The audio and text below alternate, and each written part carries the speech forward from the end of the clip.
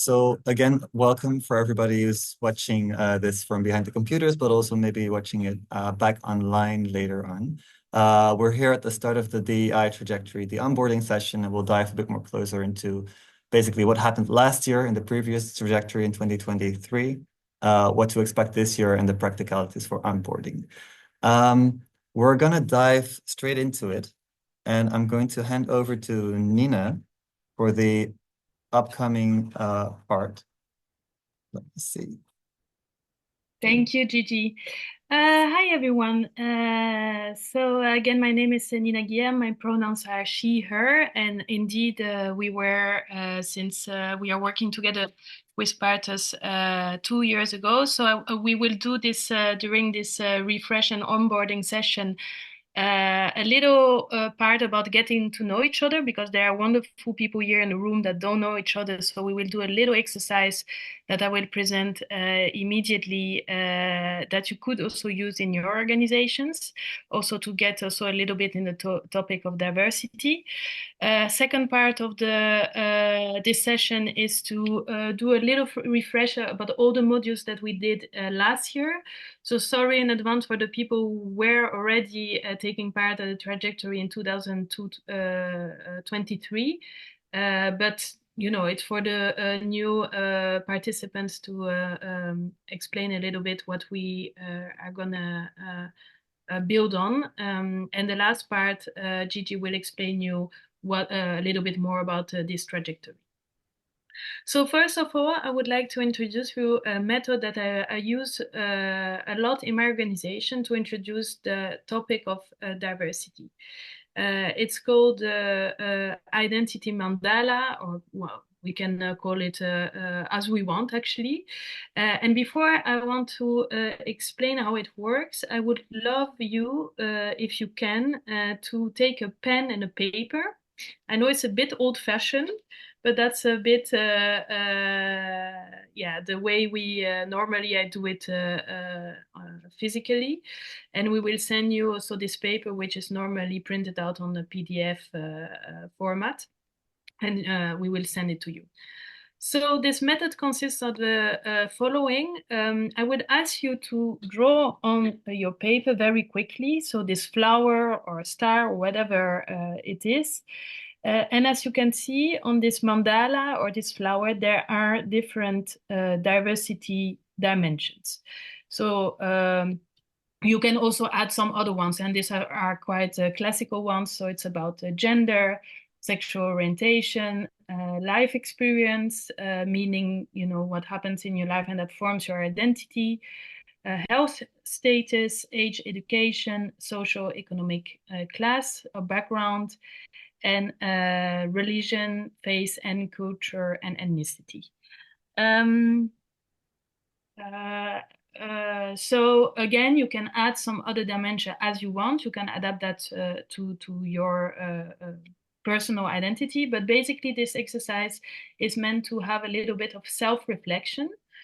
So what I would like you to do is on this paper to write down about yourself, what's your gender, sexual orientation, life experience, etc., and to reflect a little bit in which position you are in regards to the society. If you are in a more privileged position or more marginalized position within the society regarding these dimensions.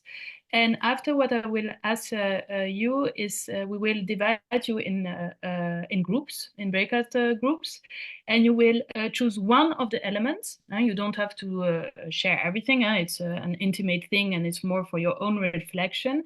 Is to present yourself briefly to the other ones. There will be groups of 3 people, and to introduce one of the elements that you want of identity that you want to share, and to say in which way you are more privileged or marginalized in regards to this dimension.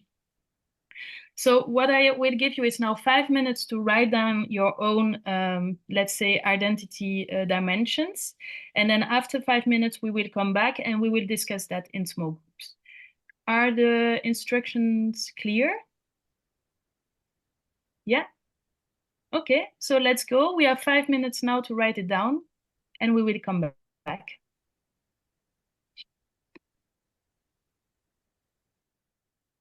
come back as a refresher to the last trajectory so that you have at least a basis, but also that you can come back to what we learn so that you have the same information as the old participants. So we prepared a little quiz. Yeah, so on the Mentimeter.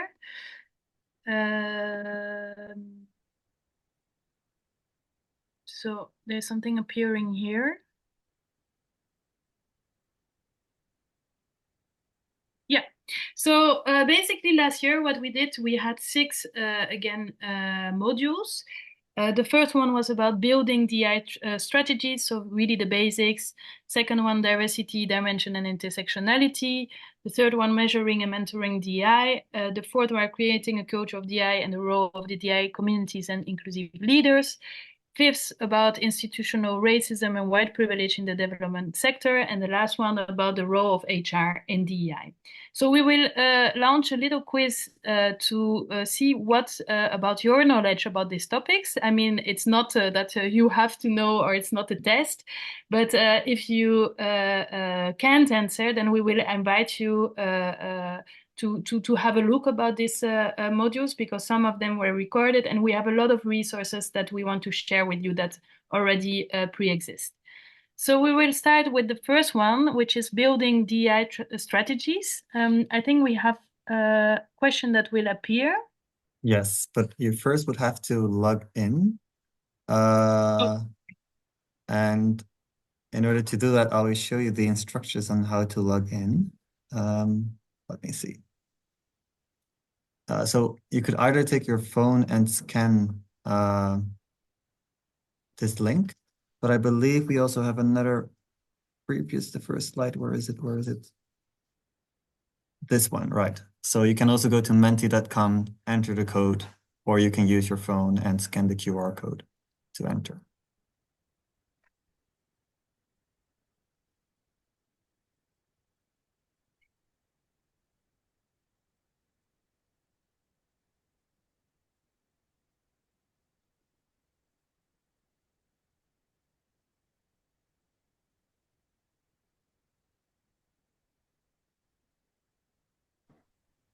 Gigi, sorry, what is the code? Because I don't have my phone now with me. The code can be found on the screen, but I will also copy it Yeah, and thank you. post it in the chat.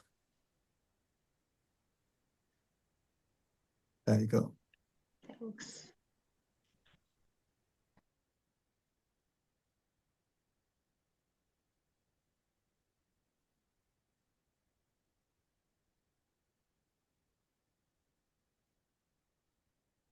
All right. So,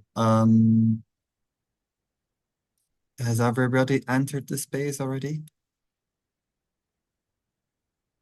Yep. Then we'll move on to the first question. Nina. So about DI strategies, one question is, what is the most important thing to start with? Having a DI mission and vision, gather data about demographics, ask your management, create a DI committee, conduct a baseline assessment, publish a public statement, or hire a DI consultant to do all the hard work. Or join the Partos DEI trajectory. Oh, yeah.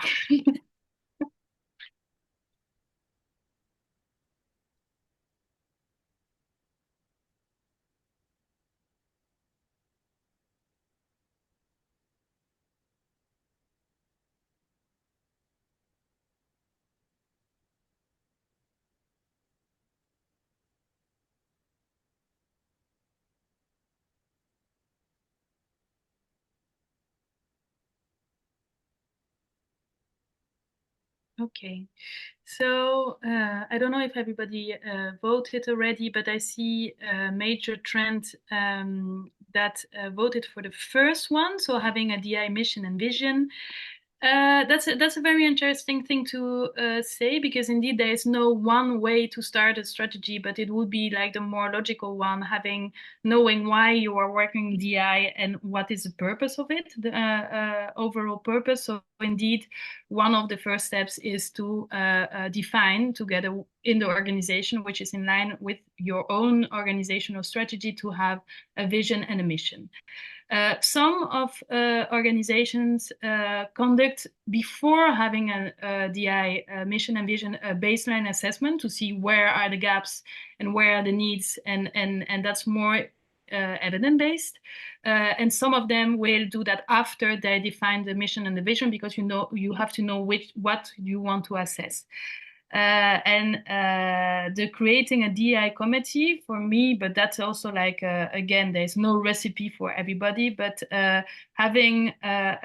doing a mission and a vision, like defining it with a DI committee, which ideally represents a lot of different type of employees and which different backgrounds, would be more informed than a DI mission and vision, which is invented by one person, of course. So the three answers are actually good. And about the baseline assessment, actually, you will find more information in the module 3, which is measuring and monitoring DI, because there we have a whole chapter about that. So that's who you know. And for the first answer, so I would suggest you to refer to the first workshop that we did, because there we discussed about what is a DEI case, or what we called in the business world a business case of DEI. Is where you are doing DI, working towards the diversity and inclusion, but also we are discussing during this workshop about the how and the who is involved. So that's quite interesting. And we propose you also a framework, which is a theory of change. So based on many levels, because of course diversity and inclusion, it's not only one way, but you have to touch different levels of change, whether it is organizational, the HR, the leadership, the community level, or the individual level. It gives you a kind of framework that you can follow that will be a base of your strategy and your action. So you will find all this information again I think we can go to the next slide, because there you will have a link that you will receive. Yeah. So that is the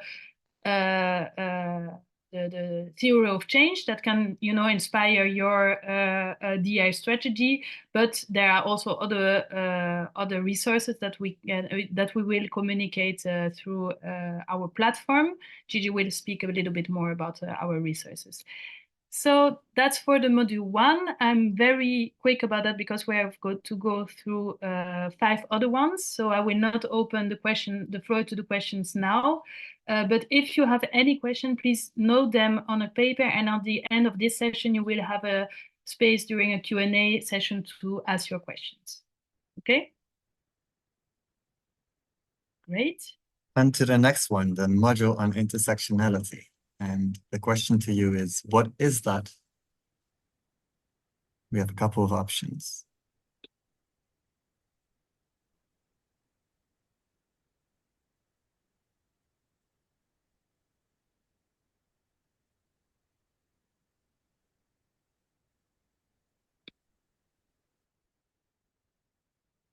We see the balls grouping together, the dots. All right. Okay. A very clear answer. I'm very dismayed actually that it's not the first one, something with logistics, but obviously it could be it could be a logistic thing as well, though. Yeah, I mean, it could be. I'm curious about that, but we'll come to that later. This module on intersectionality is actually very foundational to the work on DEI and the reason for this trajectory.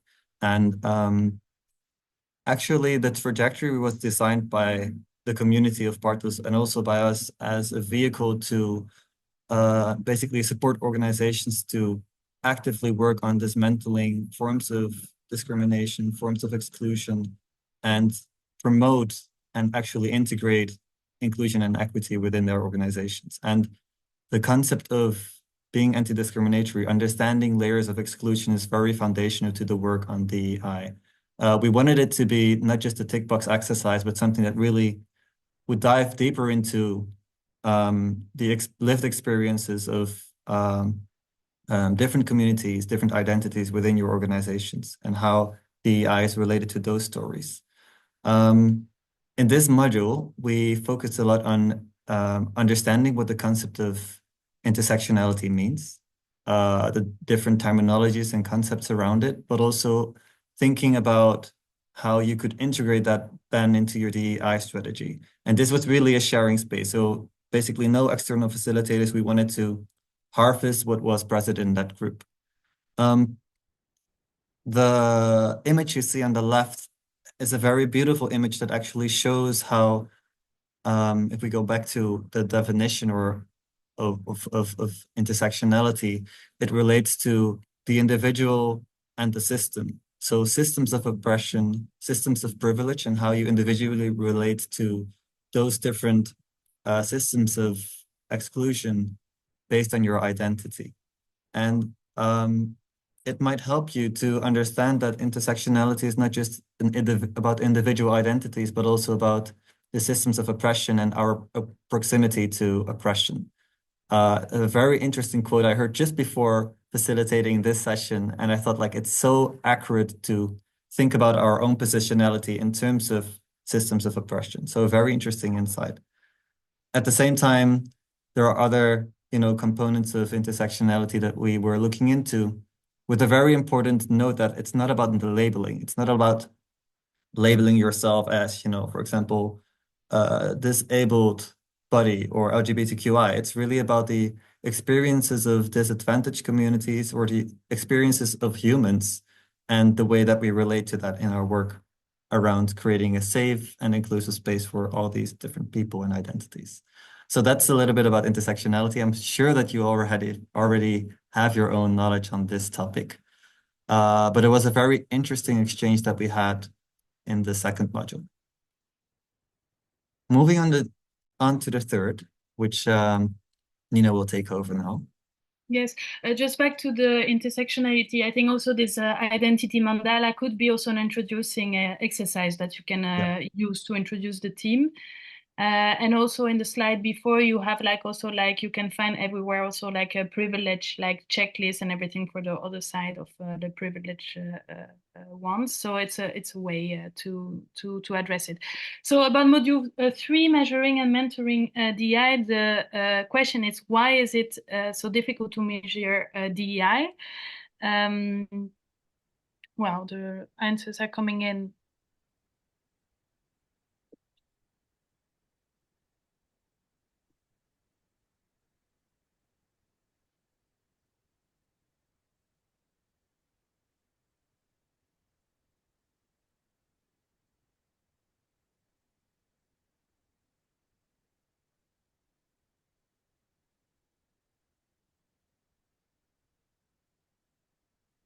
Okay, so again, it's not about that there is a right answer or not, but it's interesting to see that it's quite divided, but that you are saying about because people don't understand the purpose of measuring DI. Indeed, if you don't have a mission, a vision, or clear outcomes that you want to measure, it's difficult to adapt all instruments to measure diversity or inclusion or equity or the three of them. But it's also other reasons that are also important. And one of them is nobody said about the low compliance and privacy regulations, but mostly when we speak about measuring diversity, and especially in HR departments, they would say that the European GDPR regulation would, you cannot, measure other things than nationality, age, and gender, which is not true. If you dive a little bit more into diversity demographics measurement. And that's we speak about that also into the module. And about the other responses, it's also about the question of trust. And it's indeed something that is also very important to know, because if you say that you want to register the data of people about other identity levels, whether it's a sexual orientation or ethnicity, etc., people would not rather not give this information, because people don't know what you can use this information for. So trust is one of the key elements to measure diversity and inclusion. And the third one is because equity and inclusion are impossible to measure. Well, I think the module 3 will answer that there are always, ways to measure inclusion and equity, especially when it's a feeling of inclusion. You will see that there's a whole list of questions that you can ask to employees in a satisfactory survey or in focus groups or anyway. So you need to, ask a little bit further the questions. And equity, we had also the chance to invite like two external parties, which were the equity index and the racial equity index, which focus more on racial justice. And they are very, very good indexes that are very in detail measuring equity. But in a way that is also like comparable with other organizations in the sector. So you will find into this module, again, a lot of ways to measure and diversity and inclusion and equity with tools that you can develop yourself, like baseline assessment, that you will have some examples from organizations that took part of this trajectory, and other indexes of benchmarks that exist already. So please go to see this model and you will have more information about that. Nina, I see one hand raised by Anna. I would Yes. like to ask Anna to save the question for later. Then we just go through the different modules, and then we'll have a little bit of time to open up the floor for any questions for clarification. Yes? Okay. Don't forget the question, though. Well, it's always a bit harder when you have to ask questions at the end, to be honest. I'm not a big fan of that approach, but if that's the process, then I'll follow. Thanks.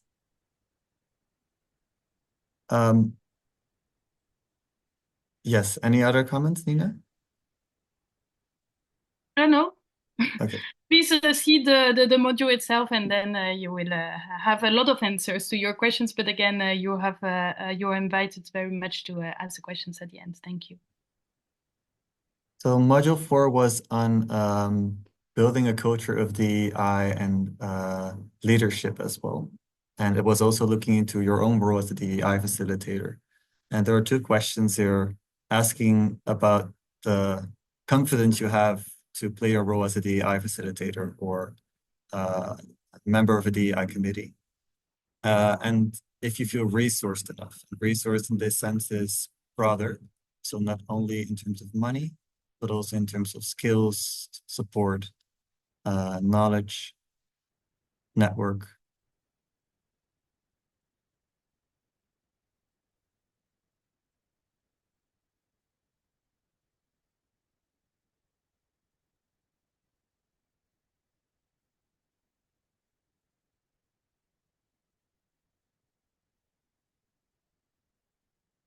Okay, skill is sliding.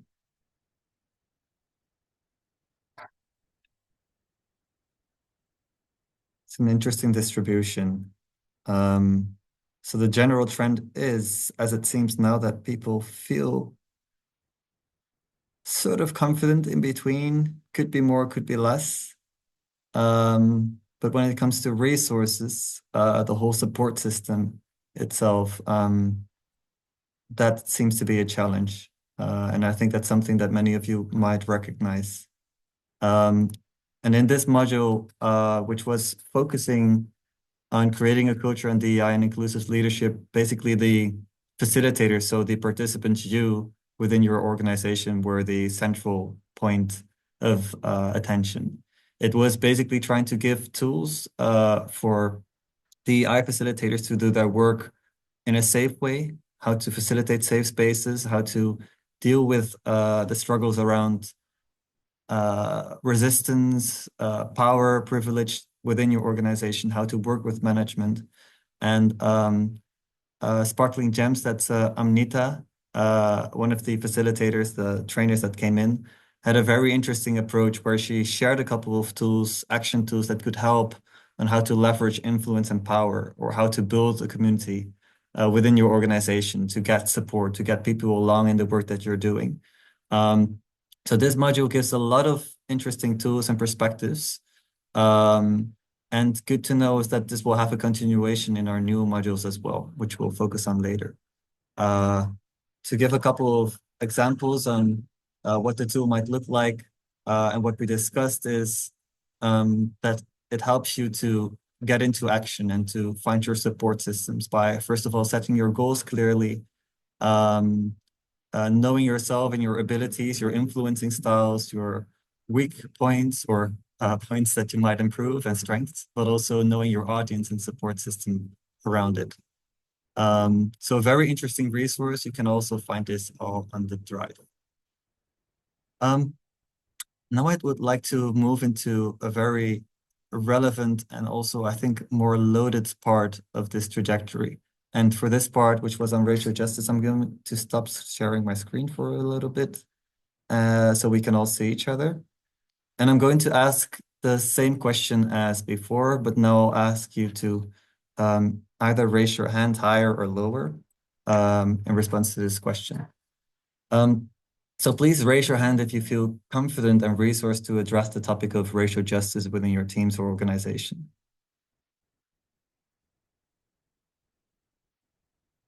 Okay, so I'm counting 3 hands of the 3.5, 4. Okay. So for myself, I can say that I did not feel confident when I was co-facilitating this space.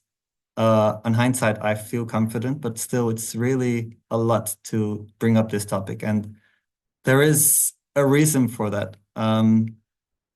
There's a reason because it's one of the more loaded topics that people usually want to deviate around. They don't want to touch upon it because it's too sensitive, it's too confronting, and we don't often go into the space of feeling within our organizations, not on that level. And now a second question, if I can ask the people that self-identify as Black, Indigenous, or people of color, person of color, what is your level of confidence and resourcefulness when it comes to bringing this up within your team? And you can maybe like elevate your hand if that's a lot, or lower it down if it's tiny.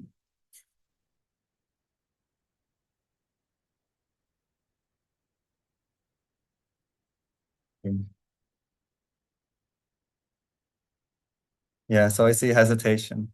Yeah. And I think if there's, and I'd love to open up the floor, and I was really doubting like to what extent do you bring such a topic and ask people to also show up. So thank you for showing up, first of all. But there is an acknowledgement, and I think one of the main lessons that was shared in this previous module, and I'm going to read it before I don't say it correctly, is that we need to start feeling and we need to embrace the discomfort. And this is especially relevant for white people when it comes to racism. And the reason why this was brought up as such an essential point is because anti-racism, if even a topic within your organization, is often addressed only from the practical side. So what can we do in terms of action? What can we do in terms of changing policies?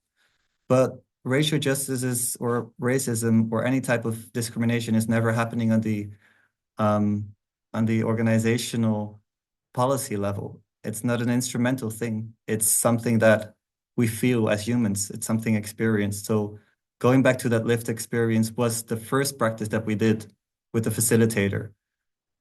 Another point that was made is what's introduced by the question, what does it require from a person of color to advocate and to stand for the topic of DEI and racial justice within an organization.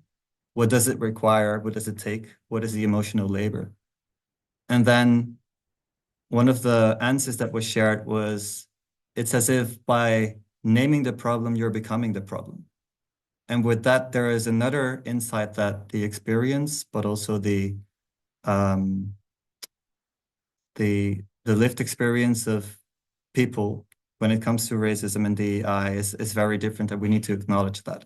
And from that point of view, we can start understanding our own position, our positionality, and start into acknowledging systems that are actually contributing to forms of exclusion, if that's either in your organizational hiring procedures, or if it's linked to the culture, if it's linked to the way that we communicate at various layers, but that's actually the next step.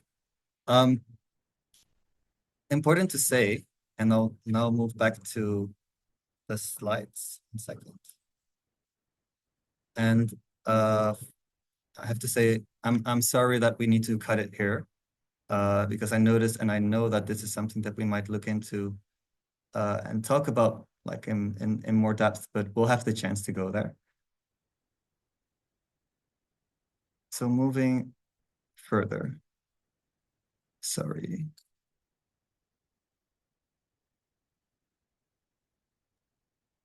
There we go. This was a very special module because it was also co-facilitated by the Racial Equity Index. And the Racial Equity Index already came in the third module. And the fifth day actually joined us physically in person at the Black Archives, where we had a deep dive workshop focusing more on this topic. And if you would like to learn more, there are a lot of interesting resources that you can look into. And I really advise you to do that because they're an amazing organization and initiative, specifically focusing on international global development. Yes, having that said, we're moving on to the last module, which is by Nina. HR. Sorry, we're jumping from a topic to another. I know it's hard to proceed, but and to process. But again, it's just a summary, and we will again dive into, especially when it's come to racial justice. It will be also for this year. But again, HR was a very interesting module. Before, I would like you to fill in at which stage your HR policy does your organization prioritize, and if everything is right, you can pin on the image. I don't know, I don't see. Okay, I see recruitment already.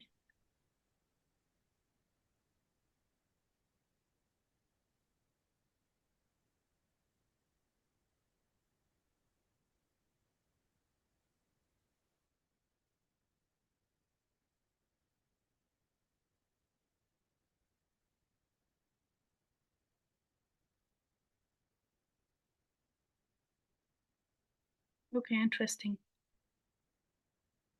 So the majority would choose, like the point in the center of everything. So when we speak about HR, indeed, it's about the employee life cycle. And I think it's also important to say that when we did this module, we spoke with the HR person from I don't remember which organization, but there were like a lot of HR people who would give a lot of practical tips and tricks about the whole recruitment process. And it was not only about recruitment, but it was also about inclusive policies. So that's a bit out of the this cycle, but also like when it comes to holidays, when it comes to how do you say verlof? I don't know the word in English. Leave. Leave all these rules. Thank you very much. And then it would be also about well-being, safety, and growth. So we cannot take only the employee's life cycle when we speak about HR, but also to take in account, the well-being of employees. But again, if you come back to this module, you will see a lot of tips and tricks when it comes to recruitment, when it comes to writing like application text, which language do you use, where do you source the applications, and how do you conduct interviews? How do you do a selection of resumes? Do you do it blind, or do you do according to certain selections? So you will have plenty of examples and tricks that are very concrete, and it was one of the modules that were appreciated, especially because it was so concrete. And we had also, we gave into this module a kind of checklist from, what can you work on? And I don't know in this room if there are like people working in the HR department. I'm just curious. Please raise your hand if you are a HR person. But I would really invite you, if you are not working for the HR department, to also follow to share this module and learnings to your colleagues working in this department, because they play a quite important role. Do you have the next slide? I think. Yeah. So basically, you will come back if you see this module, a lot of information from the participants themselves. Also, again, we have a tool available, which is a checklist about inclusive recruitment. And one of the important documents that we share also is made by Ser Diversiteit in Bedrijf. And there you have also a lot of steps in improving your HR practices and policies.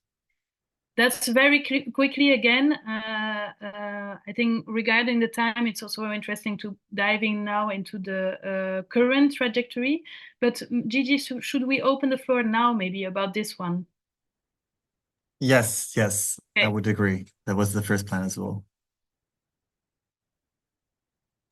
So can we answer any questions? And obviously, we're not the only people with knowledge in the room. So if there's anyone who would like to step in, but any questions for clarification or something you would like to bring in? Could you end the presentation so that we can see one another? And I saw also a lot of interesting comments in the chat too. So if you want to say something, also interesting links, as Sasha, you send a lot of interesting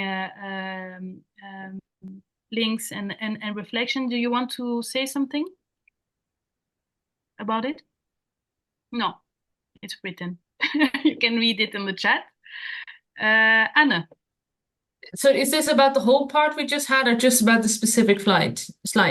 No, about the whole part, about the whole trajectory. Okay, so my question is, to be fair, I don't see the slides anymore, so it's a little bit harder to ask this question, but it was the question about how DEI can be limited by certain laws.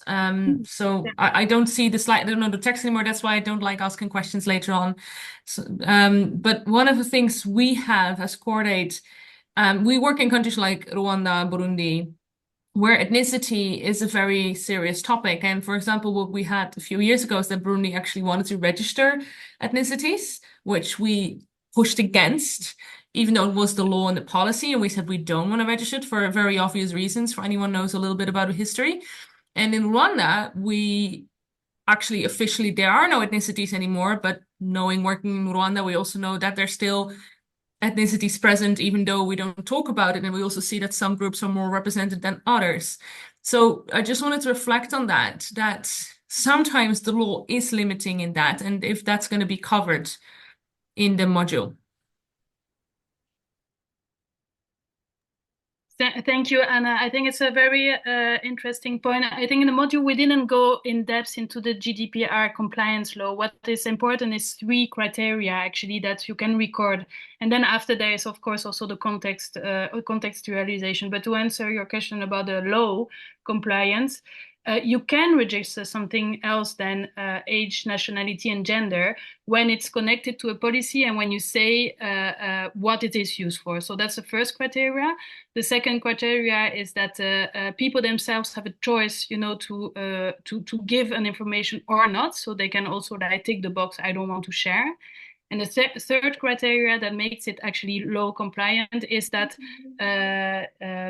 employees have to, check a consent form that they consent to give this information and data to be used to a certain policy. If it's not linked to any policy, then you can't do it. But if it's linked to a DI policy that you say we want to measure and to break down per data or demographics to see where the inequalities lays in order, to compensate these inequalities, then you can. So that's really about the organizational level. Then after, about the contextualization, and I don't know in which program or for what the data were supposed to be gathered, but there I don't have, and I think it's important also to dive in a little bit more about the programs themselves and the partners with whom we work. But it would then apply to the country, I think, legislation, whereas more than the European legislation. But that's an assumption. Maybe I just Well, there's more of an underlying element here as well about do no harm. So for example, in Burundi, the country wanted us to register ethnicities, while we knew from an ethical perspective and a do no harm perspective, it would be best if we would not write down the ethnicities of our staff, because it could actually potentially have a negative side effect. So there is, in that sense, sometimes you actually sometimes you need to be not follow the law for security reasons. Mm-hmm. Thank you, Anna. I think it's important to acknowledge that like your DEI policy, maybe for many this just sits within your geographical region, whether it's the Netherlands or somewhere in a different country. But for organizations that want to apply a DEI policy in a different context culturally than the Netherlands, or across their entire international program board, it comes with contextualization. So you can't just like copy paste and say that you need to provide the same information, because it could be dangerous. So I think it's very relevant that you point out the do no harm principle, but also like checking in, like touching base with the actual people you're working with in your team to understand if this is something that you may ask, and if it has any political repercussions, perhaps.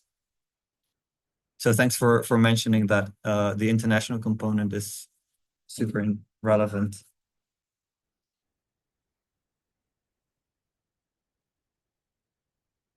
Any other questions?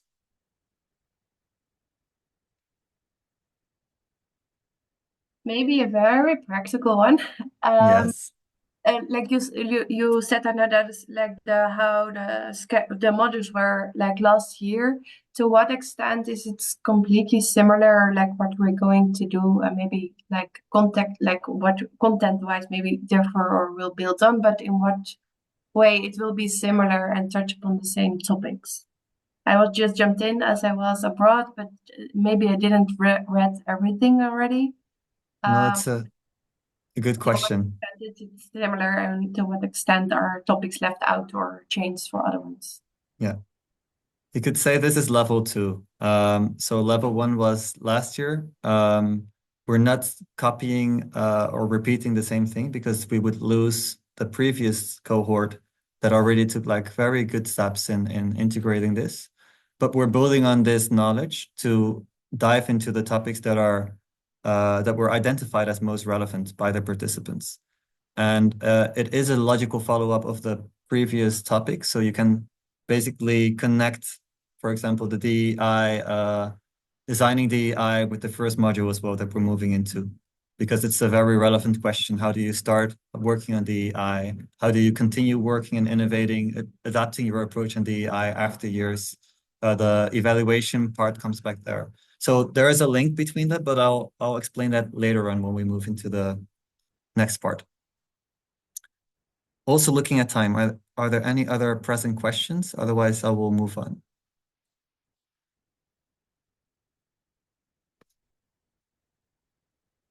Okay.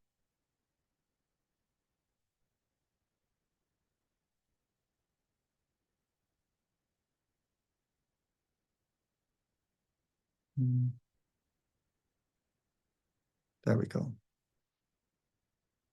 So just a comment on Sasha. You used to work at Diversiteit in Bedrijf. That's also maybe something interesting. Also, if you have some elements to share from your previous job, and because I know they have like a lot of documents and resources that could be useful to everybody. So yeah. Yes.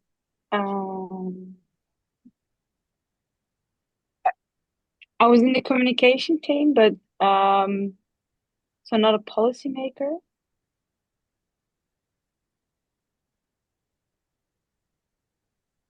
Or just if you have some information is great also to make the links. But I can always later share in Yeah. interesting documents. Thank you. Yeah, thank you very much. All right. So this also shows a bit of the process. How did we start the DEI learning trajectory in 2024? It was with a co-creation session, a very interesting design sprint that we did to basically design the program elements of the DEI trajectory for this year.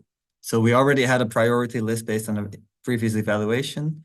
And out of that, 4 topics were identified and basically designed into a project proposal or a program proposal. And these modules are actually, well, manifesting itself now into the learning trajectory that we will start from today onwards.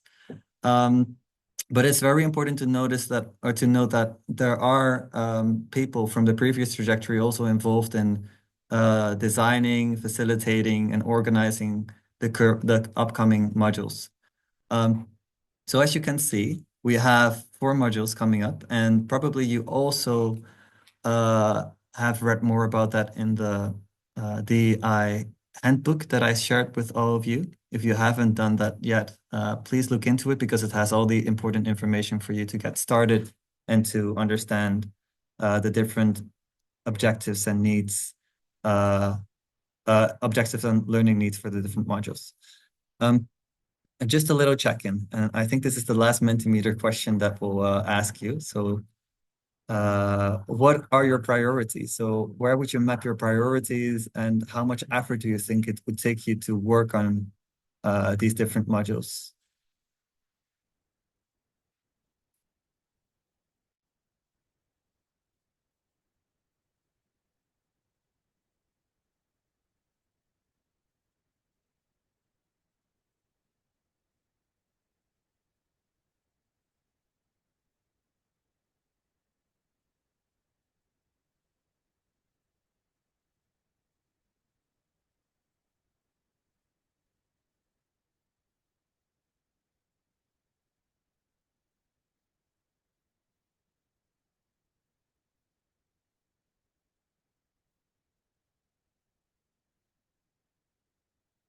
Moving into the upper right corner.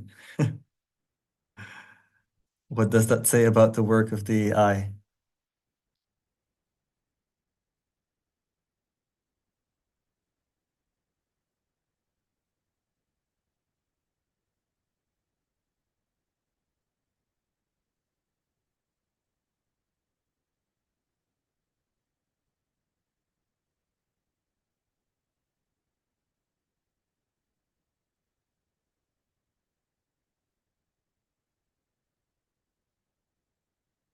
All right. So that's a very interesting observation. High priority and more effort. With Design DEI, I think topping it up at the moment. It's a nice cluster. Okay, good to know. This was just to check basically your needs as well. I will now move into the more practical part of the DEI trajectory for 2024, and I'm hoping to cover all your practical questions.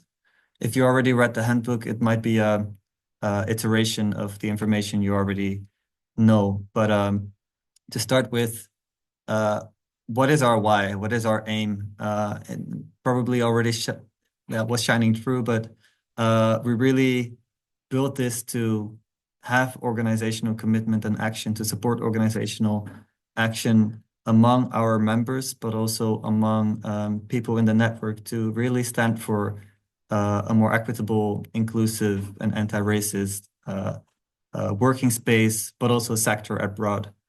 And specifically, we knew that this is depending, unfortunately, a lot on very like the very individuals that are in this space as well, the DEI facilitators, people part of DEI committees. And we wanted to facilitate options for individual growth, building confidence, but also the joy in participating and having a sharing space. And part of that as well is to challenge the sector to be self-critical and bold when it comes to our own work, because there is a lot of internal responsibility as well. Practically, each model follows a very similar structure. So the structure is kicking off with a monthly session, which will be next week, Tuesday, for the first module. This is often or always an online session because we accommodate both people in the Netherlands and in the majority world, where we invite an external speaker, an expert, to share more information on the topic, and it will be an interactive session.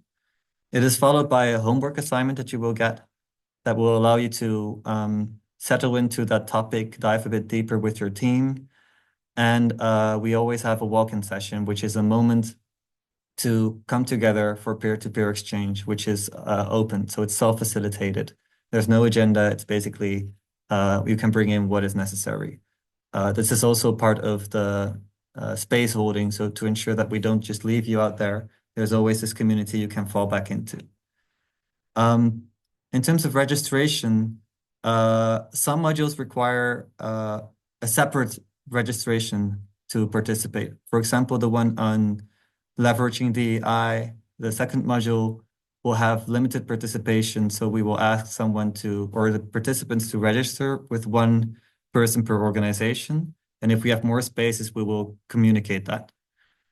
Because we ask for one person to participate per module, if communicated, there is a rotation possible. So if you think like, oh, this colleague is working a lot on racial justice or working on HR mental health, then please accommodate those different modules in your team so that you have a nice spread of participation. I will say that I'm expecting that with this cohort, I didn't say, but this cohort has another 30 participants that are joining. The previous one was also 30 organizations. So in total, we have 60 organizations participating. So that might be full house. So we'll have to see how to make sure that there is a good participation and also quality of learning in these spaces. So that's why we ask for one person per organization to participate. If there's more available, then we will let you know clearly in our communication. And for now, I will say, any questions, raise your hand, because it's important that we just go through the practicalities. Yeah. In terms of time, I'll be very quick. Okay, Meet has a question. Yeah, just a very practical question. I will participate when my colleague Emma is on travel, but very practically, I was not able to join the Teams group. I think maybe because Emma registered with her email address. So is it possible to have two persons to Yes. yeah. Yes, I think that's so. If there are other people that need to access the Teams channel, other people from your organization or the DEI committee, then it's just a matter of us adding the name. That's enough. Yeah. We do ask for one focal point to ensure that all the information will be shared with the other team members, because if we have more focal points, it will be an entire list. So, but it's possible to access Teams. I will show you later how that works. Perfect. Emma will Yeah. be focal point for Okay. PhD. Thanks. So a little bit about the content, very briefly. Module 1 is a continuation of the previous module, also on designing DEI. We'll have a Q&A with Zoe Papakanomu, who is the writer or the author of the book, The Inclusion Marathon, a very precious resource in the DEI landscape, because it brings together voices from various DEI practitioners and shares their experience and best practices on how to embed and integrate DEI in organizations within the Dutch context. It will be a very nice jump board to understanding the different components and tools to get started with DEI. And an important part of the homework for everybody participating is to complete the Partos DEI organizational checklist. And this is basically a checklist that helps you to identify where you're standing within your organization when it comes to DEI.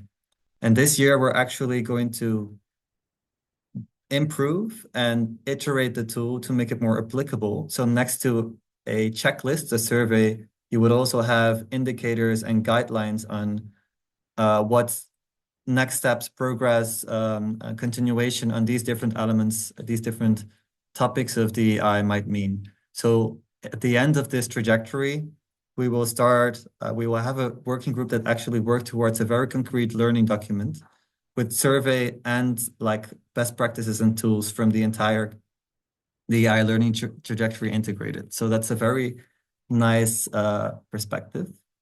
Then module 2 will focus on, again, the DEI coaching of us as professionals to be more confident in our roles, but we'll focus very specifically on power and privilege. So within the current political context as well, we're seeing that the rise of right-wing politics, but also anti-rights movements are really influencing the work on DEI, more so maybe in the US or the UK, but also very present in the Netherlands. How do we deal with these power dynamics within organizations and society? A very talented facilitator, Gary Mutley, will be coming to give an online but also an in-person session to dive into this topic. And it's also an important introduction for the next two modules because it's touching upon both the elements of power, privilege, and race, but also on self-care and well-being. So those are the next two modules. And within racial justice, it will be actually very much focusing on sharing. We really want to create an opportunity for people to share practices within a safe space. And therefore, we decided to kick off collectively with an online learning session. But next to that, there will be an affinity group for both white and non-white people, so separately, for them to share practices and experiences and understand what racial justice practice might mean or release as a person of color of experiences of racism and dealing with that within your organization. And maybe after that, we'll move into practicalities, but that's part of the own learning process that will happen within these spaces. And then the last module will focus on mental health, led by two facilitators as well that have a lot of experience on somatic well-being, mental health, in relation to our work as DEI professionals, but also related to team culture and HR. And that's it for this year. And you have all the dates in the handbook, so you can look into that. And you will also receive very specific invitations on Teams for these different sessions. Are there any questions? Mouthful of words.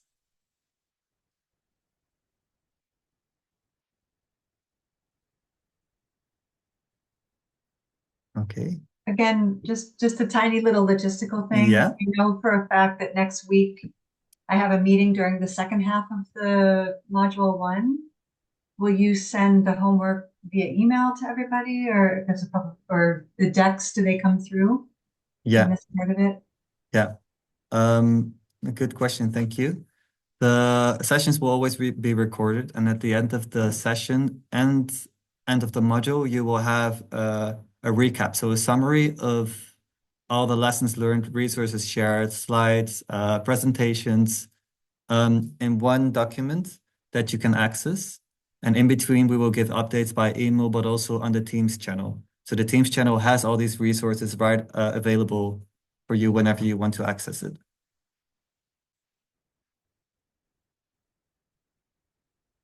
Anything else? Amy? Hi, Gigi. Hi. Hopefully I'm audible, but I just checked my calendar and I see that the particular times are not reflected for other modules, right? So is that something that is going to happen? Would all the meetings reflect in our calendars after today? It would be helpful. Yes, so that's correct, by the way. There's still like specifically for November, December is still pending. Okay. We're now confirming with the facilitators to confirm the dates. So we'll have that as soon as possible. For December, for sure. For racial justice, we're still in the process of finding the specific location and communicating with the racial justice facilitators on what dates there are available. So that will be updated hopefully by the end of the month that we have everything clear. Yeah? Those are the intersectional logistics from my end. Okay. Anything else? All right. Just unmute if there's anything. I'm going to actually conclude and round off. So getting started, what are the next steps? Read the DEI trajectory handbook. It has all the practical information. The other one is access the Teams channel, and this might be a bit challenging for people. So I just wanted to share my screen and demonstrate how that exactly works and what the space looks like. Sorry, then I need to stop share my screen. And then we'll move into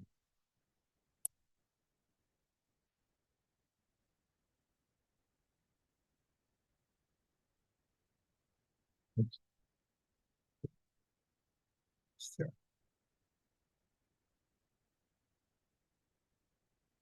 All right. Oops. Okay. So for Teams, you would have to download it, create an account. If you already have one, there's a button here that allows you to add an account and go to different Teams channels. And then it would appear, I think, somewhere here, Partos. And then if you would go to Partos, there would be an overview of different teams. And then the Partos DEI learning trajectory is the one that you can select. And it will have both 2023 and 2024. For 2023, you will, and hopefully this will be in English for you, but otherwise there is an instruction here how to navigate Teams with all the information. Right here at the files, you have an overview of the module program of 2023 with all the different modules here.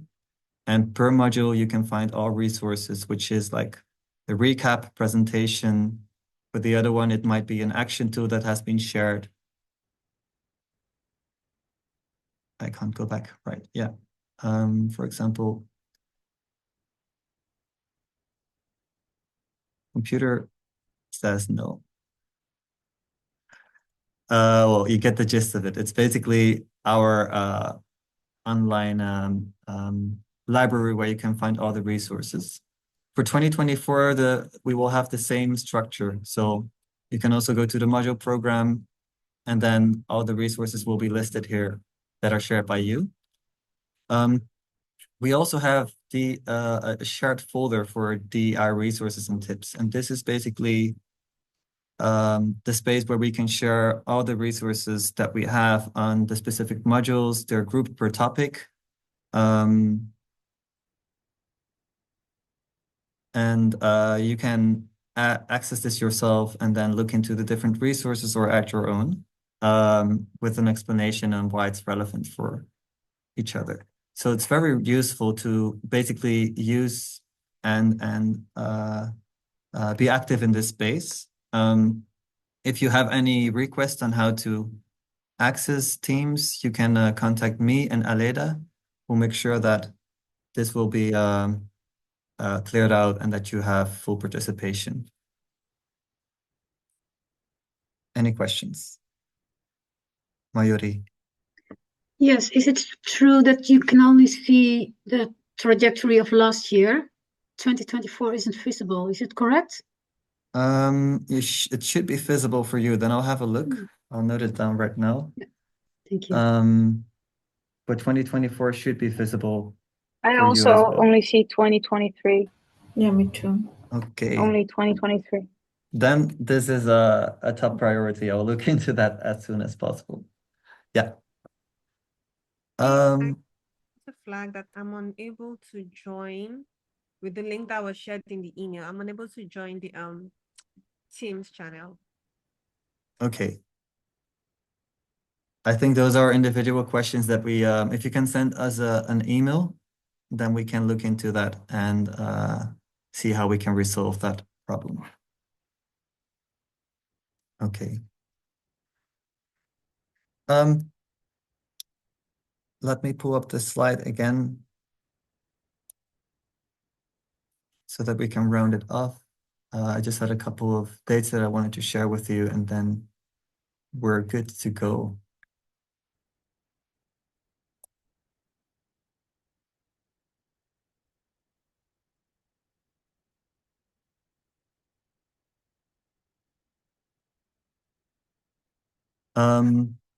So the getting started, we have the Teams channel, accept the agenda invitations, and accommodate who from the sessions can participate within your organization. And also email if there are any other people within your team that need to access the Teams channel so that we can add them to the list. And then our upcoming sessions are next week, Tuesday, the 17th, the monthly kickoff session, or the monthly session, and also the kickoff of the first module. The 26th is the walk-in session. And the 1st of October, we will have our monthly online session for module 2. And that's basically the whole program, or the whole introduction of the whole program, the whole introduction on the new DEI trajectory. So a lot of information, I can imagine. How are we feeling?